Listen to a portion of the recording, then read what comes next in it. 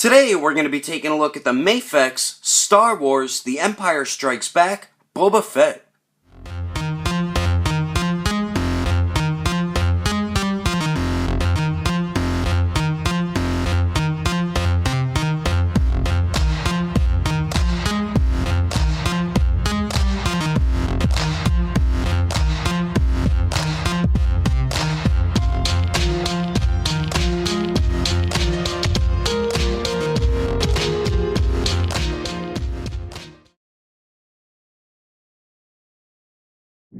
So what is going on, everybody? How is everyone doing today?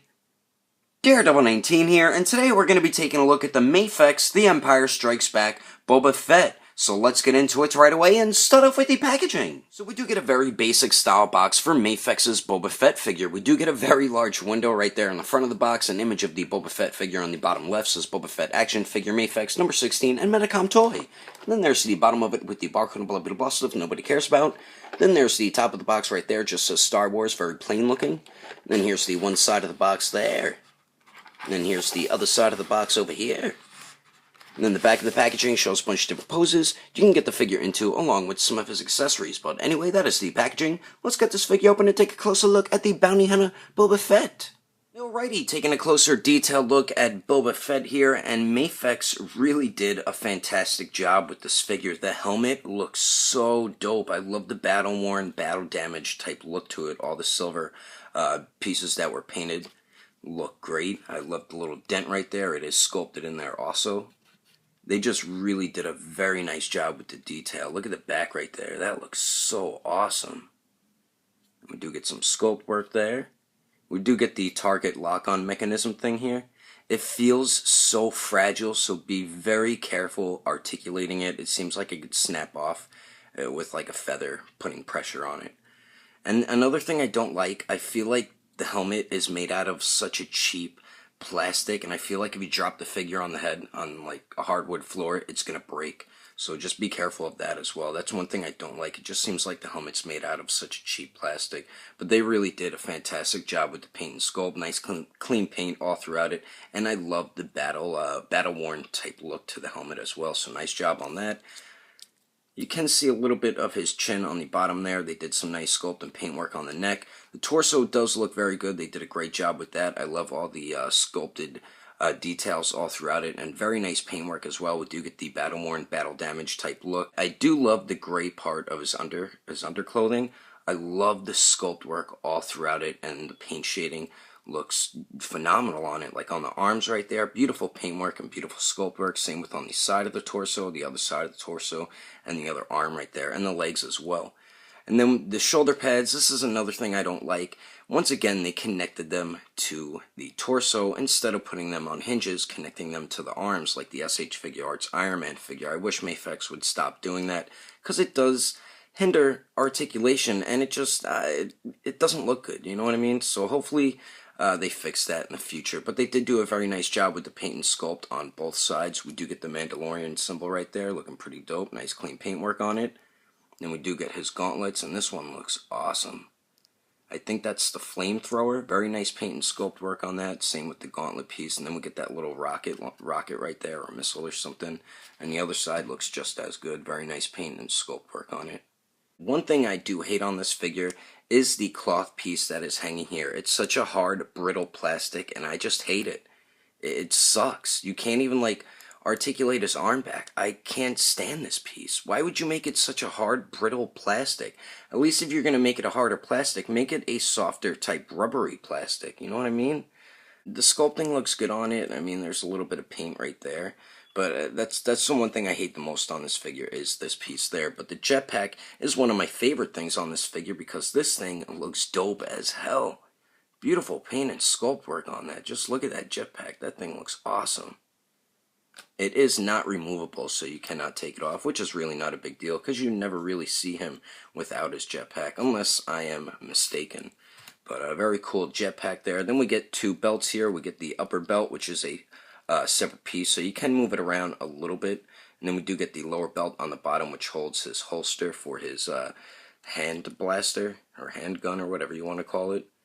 But very nice sculpt work on these pouches, and the way they are connected, they're on like a softer rubbery type plastic, so it really won't hinder leg articulation. Nice sculpt work up on the brown pieces as well, and we do get some paint shading on those pouches also. And then we get the lower belt here. I do love the texture of it, that is very cool looking. And then we do get his holster right there. I do have his gun in it already. Then there's the back of it. I love the way that looks, how they are connected with like a strap or something. And for some reason, Boba Fett is wearing a thong, which I found a little bit odd. But now for the legs here, we do get some pouches on the front of the thighs. And I love the sculpt work at the upper thighs right there. That looks awesome. And then we do get some nice subtle paint shading all throughout the legs as well. Very nice sculpt work on these. I love the way the pants are sculpted, like when it's kind of like tucked into that like knee pad. That looks very cool. And the knee pads do look dope as well. I love the dirty look that they gave it with the black or brown paint shading. That looks very nice. And then we do get those like bolts or screws on the side. These are crooked for some reason. Now for the lower legs, I really love what MAFEX did right here. I don't know if these are weapons or tools or something, but you can clearly see them unlike the Revoltech figures. So that is something I really do like that MAFEX did. Those look dope and very nice clean paintwork on them, and the sculpt work looks dope on them too. So nice job on that. There's the back of the pants. Beautiful sculpted wrinkles. That looks great. And paint shading as well. And I love the way the pants are bunched up at the bottom also. That looks very cool. And then we get his boots or shoes there. Nice clean paintwork. And very nice sculpt work also. And then there's the bottom of them there. I mean, overall, I'm extremely satisfied with the detail for this Boba Fett.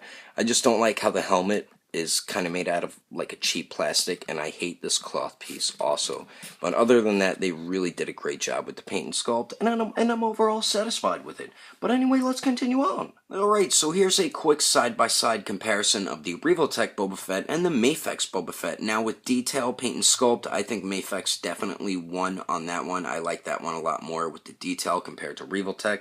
But for articulation, Revoltech definitely wins with that aspect about the figure. They have much better movement compared to the MAFEX one, so it just depends which one you like more. If you're more of an articulation fan, I would go with Revoltech. If you're more of like a detail, paint, and sculpt type fan, I would definitely go with the MAFEX one, but both of them are great figures. It's a win-lose type situation. Both of them have flaws, but both of them have really great things about them as well. The main differences, as you can see, is the size of the helmet, and of course the MAFEX one is a little bit taller as well. And then also another big difference is the size of the jetpacks. As you can see, MAFEX's is a lot more larger than the Revoltech's, and Revoltech you can remove it if you would like to. But like I said, I think both companies did a nice job with their own Boba Fett that they made in their own figure line. But anyway, there's a quick side-by-side comparison. Hopefully SH Figure Arts will make a Boba Fett and shit all over both of these. But anyway, let's continue on. Moving on to the accessories, we get a few things included with Boba Fett. So we do get a MAFEX stand, and this is the one I don't like. I don't like how large that clamp is. I like the smaller ones that they used to give us back when they first were releasing figures, like the Dark Knight Batman and stuff. Just not a fan of how large that clamp is.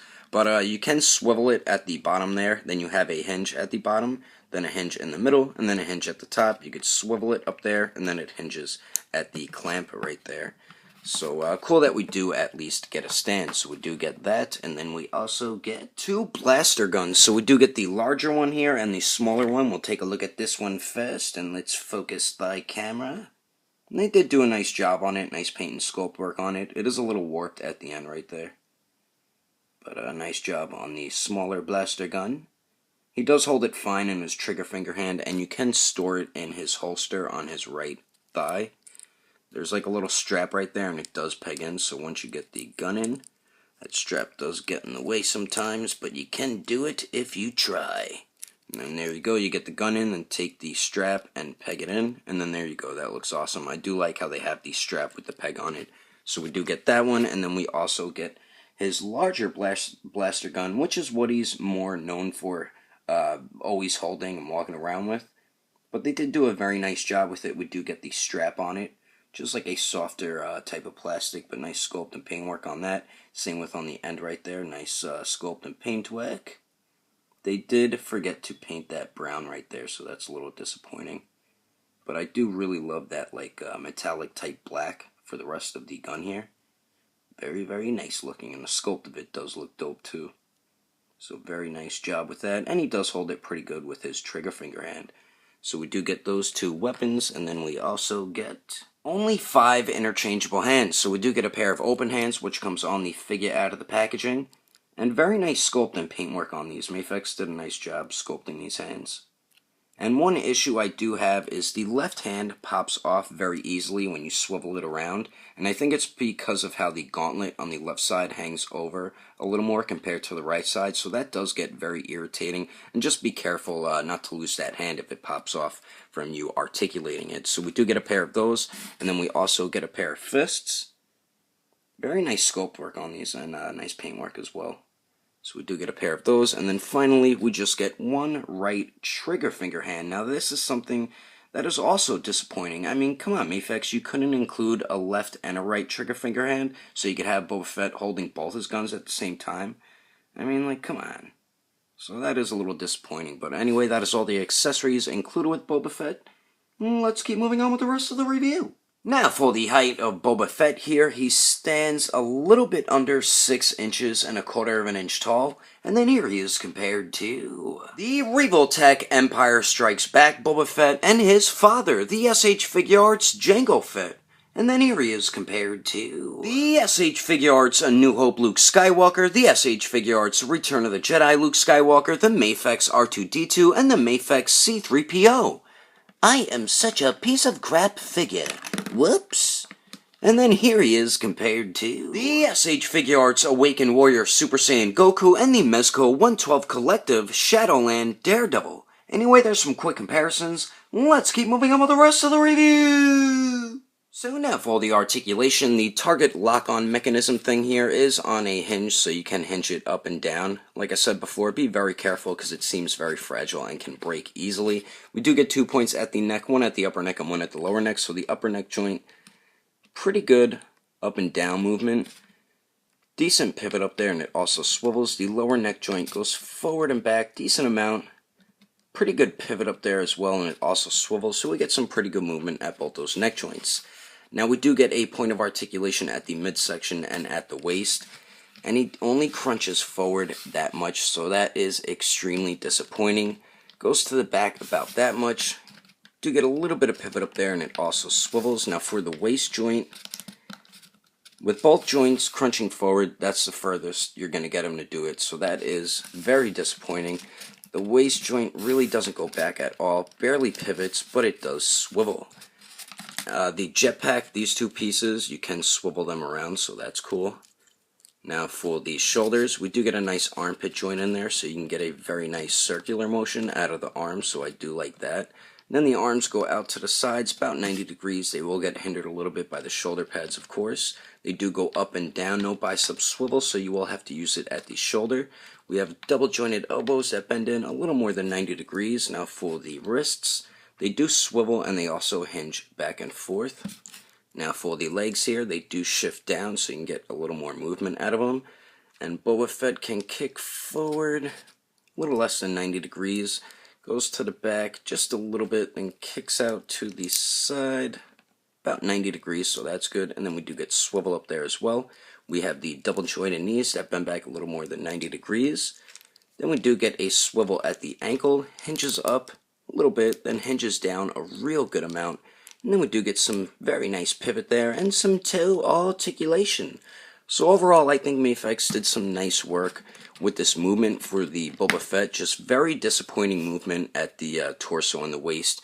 You really don't get any ab crunch at all. That's the biggest disappointment with the articulation. But other than that, I'm very satisfied with most of the movement with this Boba Fett. But anyway, that is my review of the MAFEX Star Wars The Empire Strikes Back Boba Fett. Hope you enjoyed the review. If you would like to know the price and where to buy this figure, I will put the information in the description below. And if you would like to support the channel, don't forget to subscribe and don't forget to share. And if you liked it, give it a thumbs up. If you didn't like it, just give it a thumbs up anyway because action figures are awesome. But thanks for watching. I will see you later.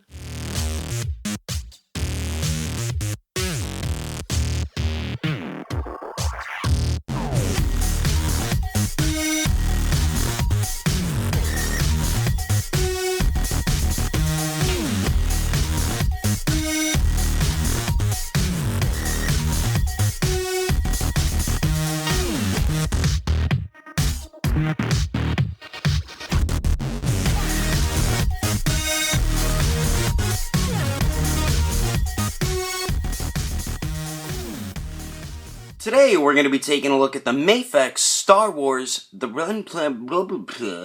Let's get this figure open and take a closer look at the bounty hunter Boba Fett. Almost called him Django. So we get a very basic style box for MAFEX's Boba Fett. Almost called him Django again. What the heck? So we do get a basic MAFEX style box for their Boba Fett.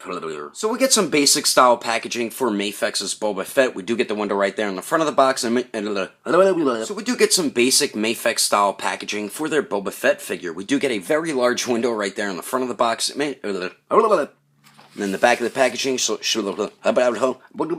Now for the height of Boba Fett to Art's Return of the Jedi, Luke Skywalker, the MAFEX, Moving on to the accessories, we only get a few things included with the figure, so we do get a little. So now for the articulation, the target, and so pretty cool that it has like a strap with a peg on and never.